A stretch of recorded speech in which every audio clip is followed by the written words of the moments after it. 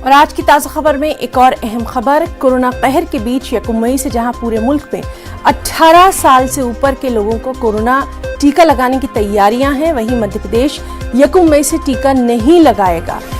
1 मई से कोरोना टीकाकारी शुरू न होने के पीछे कंपनियों के जरिए मुकर्रर वक्त में वैक्सीन फराहम करने में आ रही दिक्कतें बताई जा रही हैं। खुद वज़ीर आला शिवराज सिंह ने अपने बयान में 1 मई की जगह 3 मई के आसपास एमपी में कोरोना टीकाकारी को शुरू किए जाने का इजहार किया है। क्या कुछ उन्होंने कहा, आइए देखते हैं। से पहले 18 साल से ऊपर के नौजवानों को वैक्सीन लगाने का अभियान प्रारंभ होना था। इसके लिए मध्य प्रदेश ने कोविशील्ड और कोवैक्सीन दोनों के लिए संबंधित कंपनियों को ऑर्डर जारी किए थे, खरीदने के ऑर्डर हमने प्लेस किए थे।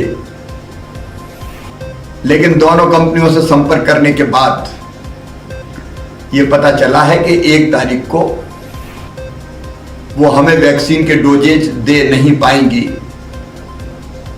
और इसलिए 1 मई से वैक्सीनेशन का ये कार्यक्रम मध्य प्रदेश